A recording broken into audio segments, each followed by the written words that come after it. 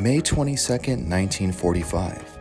Japanese free balloons have landed or dropped explosives during the last several months in isolated localities in the western part of the U.S., the War Department announced tonight, saying its disclosure was being made so a public safety campaign could be undertaken to prevent possible damage. At the same time, the Canadian Defense Department announced at Ottawa that Japanese balloons had been reported at places in Western Canada.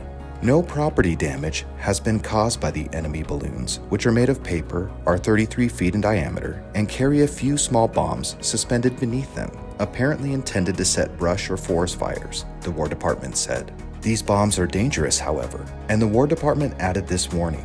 It is desirable that people, especially children, living west of the Mississippi, be warned of this possible hazard and cautioned under no circumstances to touch or approach any unfamiliar object. With the approach of warm weather, the department said unexploded bombs might be found concealed in wooded areas or beneath melting snow. The balloon attacks, first direct enemy action against the U.S. mainland since Japanese submarine shells fell in West Coast areas soon after the war began, were so scattered and aimless that they do not constitute a military threat, the War Department said. The balloons of gray, white, or greenish-blue paper are unmanned and cannot be controlled, it was reported.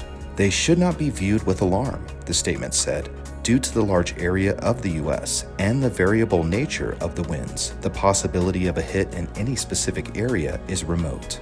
The chances of any place being hit by these attacks is only 1 in many millions. The statement said that it was felt that the possibility of saving life through precautionary measures would offset any military gain which the Japanese might gain from the knowledge that some balloons had landed in the U.S.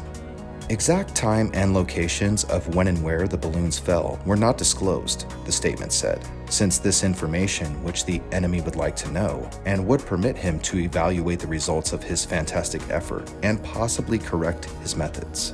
The announcement was the first time the public generally was told of the balloon attacks, although they were known to many newspapermen and others.